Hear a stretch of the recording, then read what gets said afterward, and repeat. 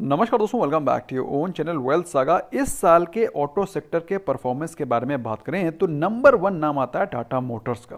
इस साल एक साल के अंदर अंदर इसने 100% से ज़्यादा के रिटर्न दिए हैं। उसके रीज़न क्या है, आने वाले समय के पर्सपेक्टिव क्या है, क्या हमें टाटा मोटर्स के स्टॉक में आगे भी इसी प्रकार का जंप दिखाई पड़ेगा, और अगर लेना है तो किस प्राइस रेंज पे लेना है, सारे सभी के सभी क्वेश्चंस का आंसर इस इंपॉर्टेंट वीडियो में मिलेगा। वीडियो के साथ बने रहें। दोस्तों, सबसे पहली चीज तो जिस कारण टाटा मोटर्स भाग रहा है उसके दो तीन कारण हैं। उनके सबसे पहला जो रीजन है वो ये है कि टाटा मोटर्स का इलेक्ट्रिक कार में जो योगदान आने वाले समय में होने वाला है, that is one of the primary reasons why Tata Motors stock is jumping. क्योंकि दोस्तों, आगे आने वाले समय में electrical vehicles will be the future, और टाटा मोटर्स उसमें एक बहुत अच्छा पार्टिसिपेशन में दिखा रहा है। अगर हम लोग बात करें टाटा नेक्सॉन का जो इलेक्ट्रॉनिक व्हीकल है, वो आपके सामने उसकी डिटेल्स भी दी हुई हैं। You can understand the kind of aggressive campaigning और रादर एग्रेसिव मार्केटिंग और रादर एग्रेसिव प्रेजेंस जो कि टाटा मोटर्स शो कर रहा है। इतना कोई भी कंपनी या ब्रांड अभी तक शो नहीं कर रहा है, जिस कारण लोगों को लग रहा है, इन्वेस्टर्स को लग रहा है, मार्केट को लग रहा है कि Tata Motors will be the ace performer as far as electrical vehicles in times to come is come. लेकिन दोस्तों, ऐसा नहीं है कि टाटा मोटर्स सिर्फ इलेक्ट्रिकल व्हीकल ही बना रहा है। अगर उसके डीजल और पेट्रोल वेरिएंट्स के बारे में बात करें तो उसके पास ह्यूज नंबर ऑफ इन्वेंट्री है as far as their brands are concern, और बहुत ही सेफ सिक्योर ब्रांड्स हैं। नेक्सॉन का फॉसिल फ्यूल वैरायटी भी है और इलेक्ट्रिकल व्हीकल वैरायटी भी है।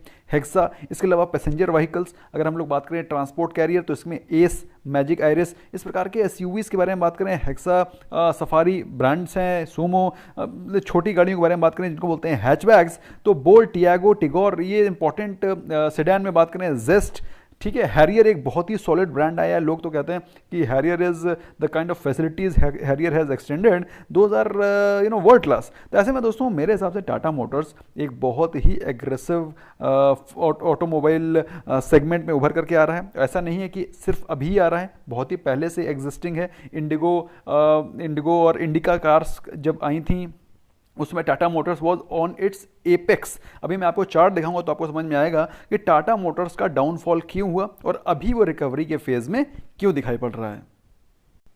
दोस्तों, सबसे पहले तो हम लोग ग्रास रूट लेवल पे समझते हैं कि प्रॉब्लम क्या है। प्रॉब्लम टाटा मोटर्स के साथ में है कंपनी की बहुत ज़्यादा debt to equity ratio high होना, जिसके चलते जो भी प्रॉफिट उनको जनरेट होता है वो इंटरेस्ट के फॉर्म में उस डेट को रीपे करने के फॉर्म में निकल जाता है। तो कंपनी को सबसे पहला काम तो डेट को रिड्यूस करके, ताकि जो फ्री कैश फ्लो जनरेट हो रहा है वो थोड़ा सा पॉजिटिव हो, जो कैश फ्लो को इंप्रूव किया जाए, इस कदर इंप्रूव किया जाए कि डेट और जो ये डेट का बर्डन है कंपनी से वो कम हो सके। तो दोस्तों, इस दोनों के दोनों मोडस ऑपरेंडी को मद्देनजर रखते हुए कंपनी फोकस कर रही है। जैसा कि आपको मैंने पहले ही बता रखा है, अगर किसी कंपनी का डेट टू इक्विटी रेशियो 0.5 से ज़्यादा है तो आप समझ लें कि वो कंपनी इन्वेस्टमेंट वर्दी नहीं है, प्रोवाइडेड उस कंपनी का बिजनेस मॉडल या फिर उसका कैश फ्लो बहुत अच्छा हो। लेकिन अगर आप देखें कंपनी के प्राइस टू कैश फ्लो तो वो भी वीक है और कंपनी का डेट टू इक्विटी रेशो भी बहुत हाई है। तो इन्वेस्टमेंट फ्रेंडली ये एज अगर हम इसके नंबर्स देखें तो company is not investment friendly as of now. लेकिन मार्केट प्रेजेंट को देख के नहीं चलती है, मार्केट फ्यूचर को देख के चलती है। और फ्यूचर क्या है, लेट्स डिस्कस दैट।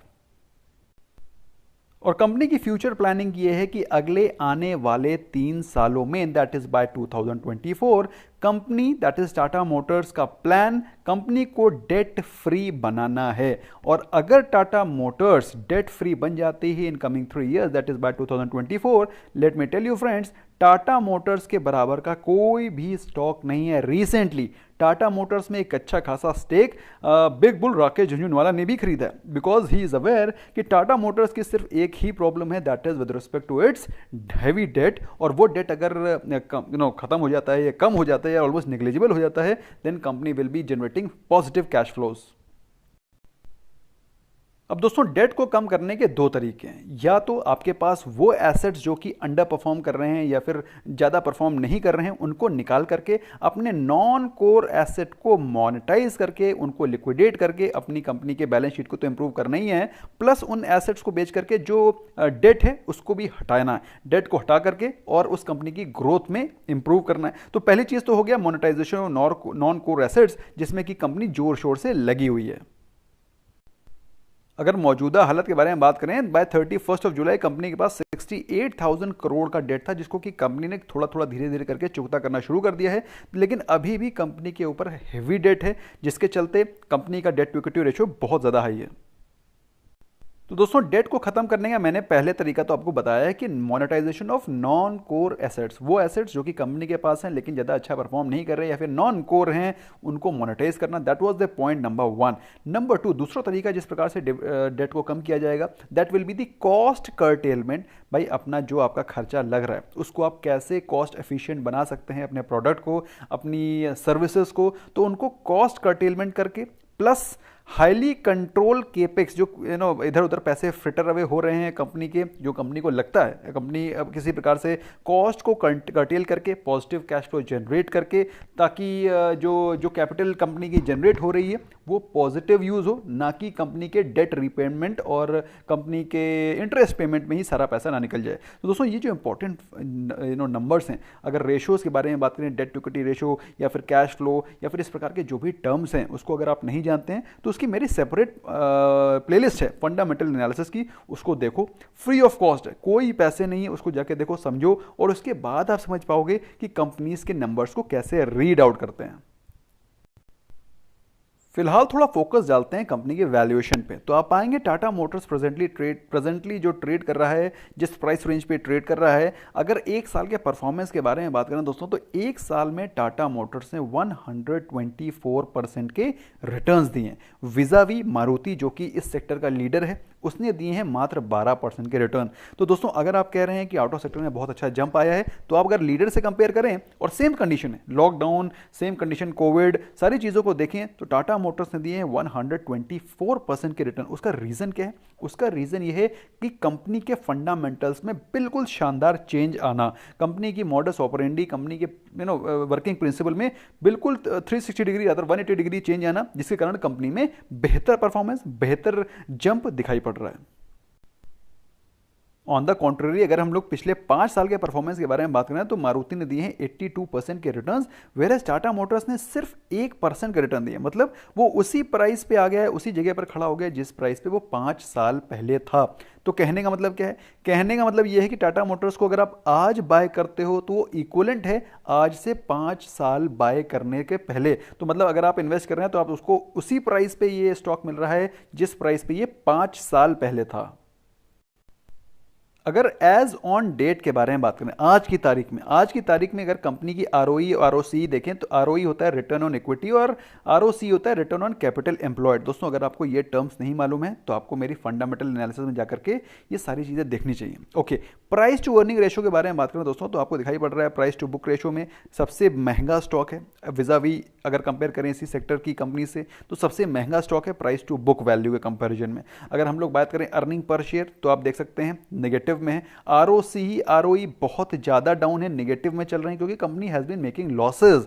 अभी पिछले कुछ क्वार्टर्स में तो कंपनी ने लॉसेज पोस्ट किए हैं, जिसके चलते कंपनी का जो स्टॉक है वो कई सालों से अंडर परफॉर्म कर रहा है। अब दोस्तों, उस कुछ चीज़ों के बारे में बातचीत कर लेते हैं जो कि हो सकता है आपको ना पता हो। पहली चीज़ तो कंपनी में जो प्रोमोटर्स की होल्डिंग है वो है तकरीबन 43% के आसपास, और रिटेल इन्वेस्टर्स इसमें बहुत ज़्यादा भर भर के हैं, क्योंकि 18% के आसपास की शेयर होल्डिंग सिर्फ पब्लिक की है, that is retail share holders. अगर बात करें एफआईआईज की, करीब 15% की होल्डिंग एफआईआईज की भी है, डीआईएस ने भी 13% के आसपास होल्डिंग मेंटेन रखी है, और बाकी जो इंस्टीट्यूशनल इन्वेस्टर्स हैं या फिर बाकी जो अदर इन्वेस्टर्स हैं उनकी होल्डिंग करीब 12% है। अब जो ये 42.39% की होल्डिंग प्रमोटर्स की है, उसमें से भी आप देख सकते हैं, आपके सामने डेटा 3.95% होल्डिंग प्रमोटर्स की प्लेज्ड है। तो इसका मतलब क्या है कि कंपनी की जो शेयर होल्डर्स हैं प्रमोटर्स के, उसमें प्लेजिंग भी हो रखी है। तो ये वो कुछ चीज़ें हैं, रीजंस हैं जिसकी वजह से स्टॉक ने पिछले कई सालों में अंडर परफॉर्म किया है। लेकिन दोस्तों, जैसा कि मैंने आपको बताया, मार्केट कभी पीछे देख करके स्टॉक के प्राइस को इवैल्यूएट नहीं करती है। मार्केट में स्टॉक का वैल्यूएशन होता है उसके future perspective, future planning, future growth को लेकर के, जिसके लिए कंपनी बिल्कुल लगी हुई है और उसके प्लान्स बिल्कुल क्लियरली लेड आउट हैं।